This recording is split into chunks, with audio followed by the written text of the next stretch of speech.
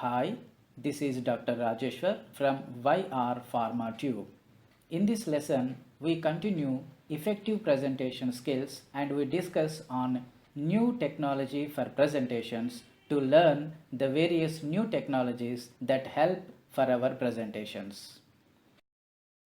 Coming to the learning objectives, here we learn about computer technology, which includes computers, scanners, computer projectors, using presentation software, when slides help and when slides do not help, 15 tips for creating better slides with the presentation software, teleconferencing and video conferencing, their advantages and disadvantages, and finally some suggestions before, during and after a conference.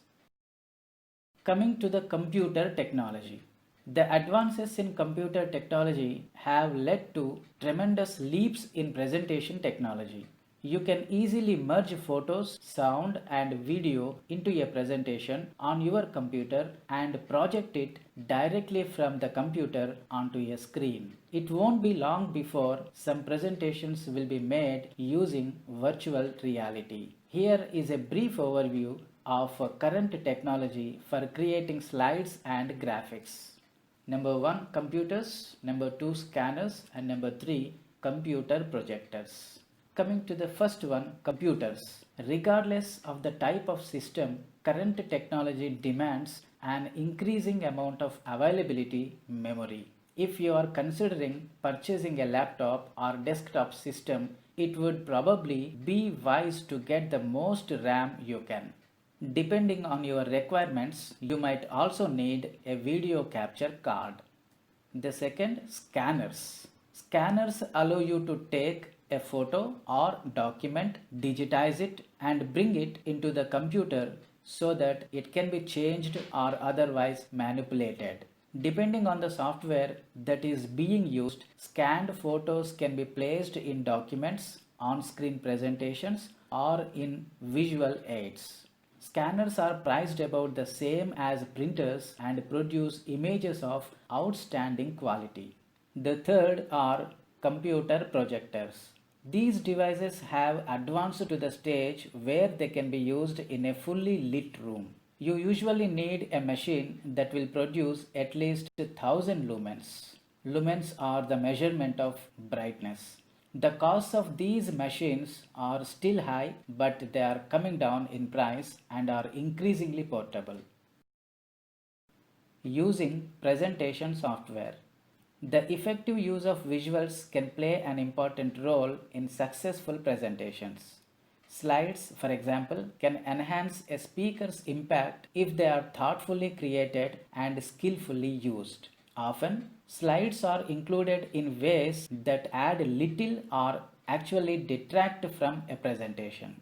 When slides help. Slides can add significant improvements to the persuasiveness of a presentation. They are especially effective for focusing your audience's attention, stimulating interest, reinforcing key ideas or data, illustrating hard to understand points, and increasing audience retention of your content. When slides don't help. Unfortunately, many speakers use slides in ways that reduce rather than enhance their presentation's impact on the audience. Slides will detract from your presentation if used primarily to avoid audience interaction. They contain overwhelming amounts of detail, slide content, and sequencing contains too many points or no point at all, and the speaker reads the slides rather than uses them as a supporting material. Coming to the tip 1, allow an average of 2 minutes per slide. Use this rule of thumb to calculate the approximate number of slides you should use for your presentation. If your presentation includes complex diagrams or explanations, allow even more time per slide. Number 2, put your titles to work. Whenever possible, the title of a slide should state the conclusion you want the audience to reach or the action you want people to take.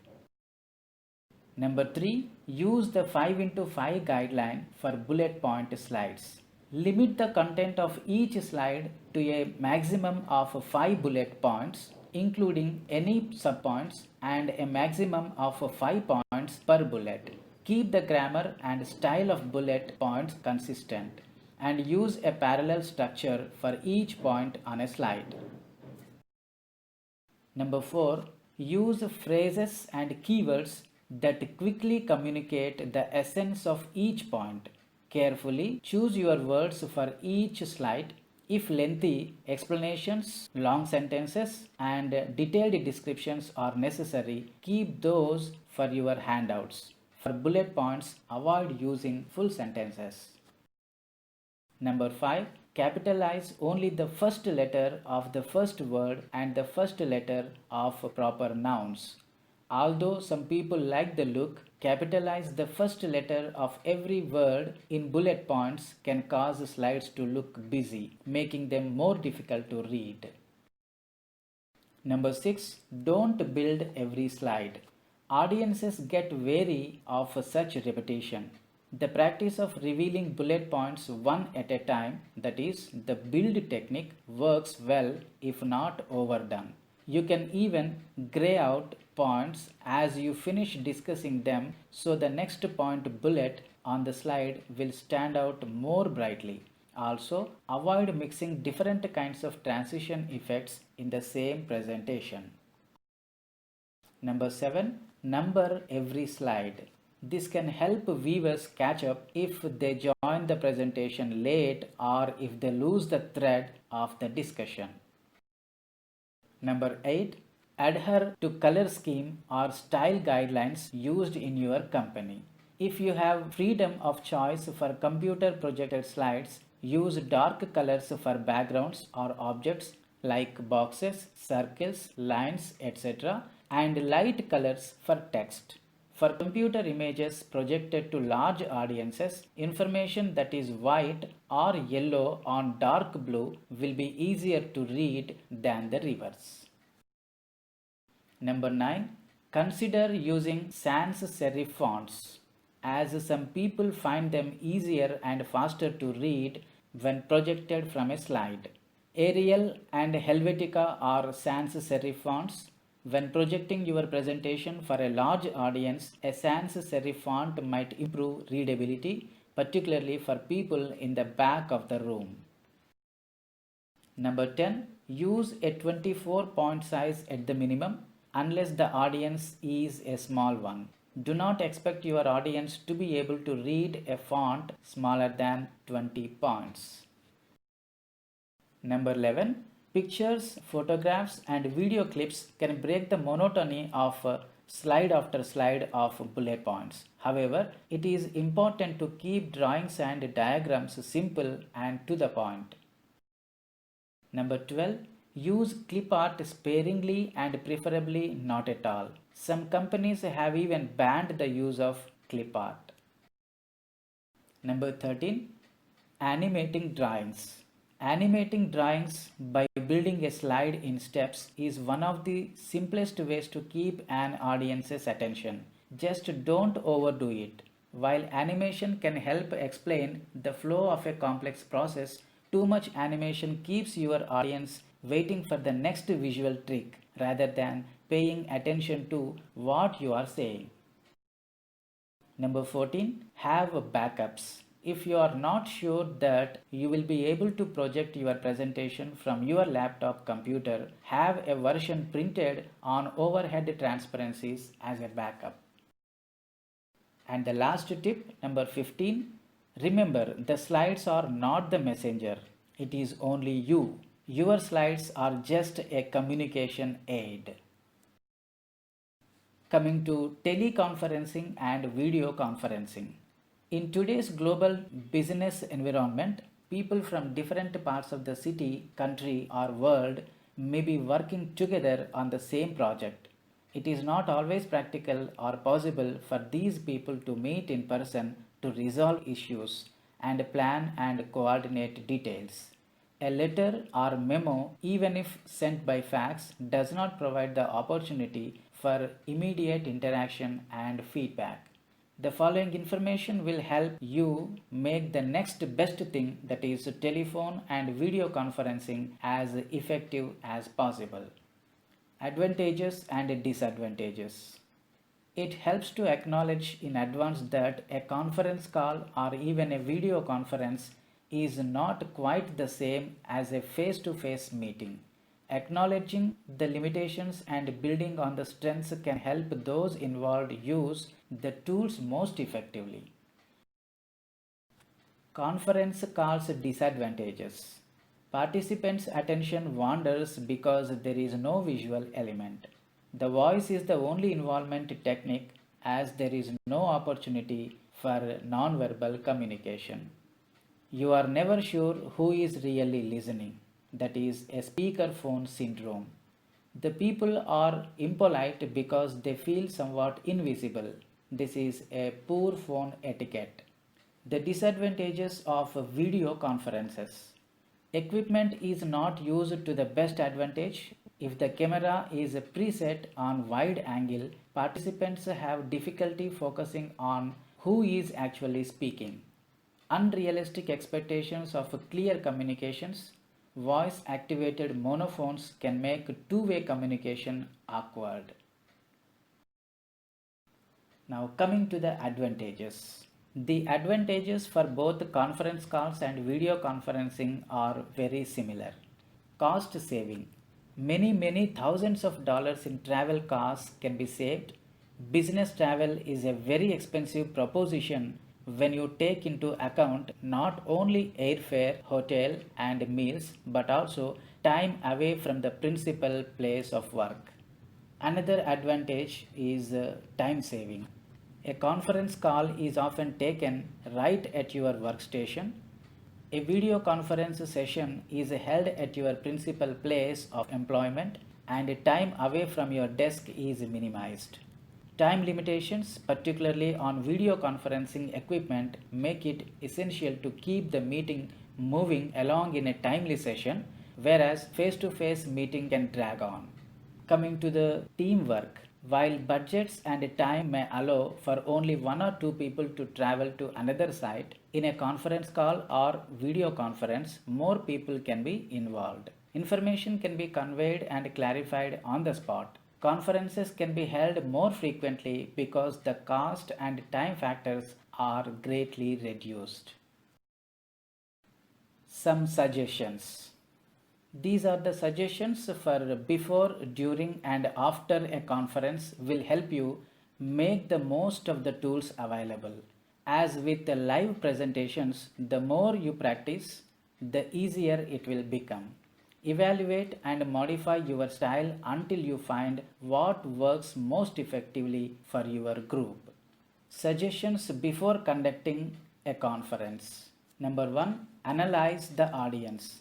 Sound familiar? Because you have acknowledged the limitations of conference calls and video conferences, you need to build a very strong presentation. Talk to people at each site in advance to make sure you are giving them the information they need. Number 2, develop a plan. It is even more important in conference sessions to be extremely well organized. Review the section on organizing a presentation. Develop a position, action, benefit statement and key ideas you want to cover. Number 3, send information out in advance. Make sure all participants have a copy of the agenda as well as copies of any visual aids you may be using. A hint: if participants have a copy of an effective visual aid, it will help them to retain the information being discussed. Again, keep it short and simple. Number 4, make assignments in advance. If participants know what they will be expected to contribute and prepare in advance, the conference will be much more effective. Number 5, be aware of the limitations. You can work with them. Keep the presentation lively and to the point. Do not get bogged down in endless detail if it can be avoided. Provide the raw data, details, etc. in a separate handout packet. And number 6, develop some ground rules in advance. This will help govern question and answer techniques, interruptions, and etiquette for the conference. Suggestions during the conference. Number 1. Remember the power of an attention grabbing introduction. Use your position action benefit statement. After you get the attention of your audience, review the agenda and the time schedule and set any ground rules that may be necessary. Review the procedure for acknowledging and dealing with questions. However, you set it up, remember that the ground rules need to be clear to everyone before you begin. Number 2. Stick with the agenda you have designed. Your agenda needs to be flexible enough to allow time for feedback, but as in a live presentation, some lengthy discussions may have to be taken offline. Remember the importance of an introduction and conclusion as well as the preview and review. Number 3. Use your voice. In a telephone conference, it is the only tool you have, and even in a video conference, it is essential to keep your voice strong and engaging. Avoid a monotone and please do not read. Just talk. Number 4. Take the temperature of the group periodically. In other words, build time into the agenda to hear from each side and clarify any misinformation. When communicating electronically, the chances for mistakes in understanding multiply. And number 5, allow time for feedback. Reinforce commitment to action items at the review stage of the conference call. Suggestions specifically for video conferences. Number 1, be aware of your body. Remember that others can see you, even if you are not the only one talking. If your facility has a third monitor that allows you to preview what you will look like on screen, take advantage of it. Number 2, avoid any side conversations. Because the systems are voice activated, the picture starts to break up and refocus on another location when it picks up a voice. If you need to have a side discussion, use the mute button. And number 3, manage audience focus. Keep the presentation lively and use the equipment to its best advantage. Judiciously use the zoom to focus on the person speaking. When using visual aids, remember that the graphics need to be bold, simple, and to the point, just as they would in a live presentation. Avoid data dump. Crowded or poorly designed visual aids are even more difficult to read from a camera than they are in person. Suggestions after the conference. Follow up. Make sure that copies of the minutes or action items are sent in a timely fashion. Talk to people at the other sites and get their feedback as to how the conference could have been made more effective. Establish a system to check on action items before the next meeting. That's all in this lesson, New Technology for Presentation. I'm sure you have learned the new technologies like computers, scanners, computer projectors, using presentation software, and how do 15 tips that were explained will help for creating better slide presentations with software, and finally the advantages and disadvantages of teleconferencing and video conferencing techniques, and how to make arrangements or take precautions to conduct an effective meeting. We continue the effective presentation skills and we discuss on preparing your presentations in the next lesson. Keep learning and keep watching my videos. If you have not subscribed to this channel yet, please consider to subscribe now. Thank you for watching this video.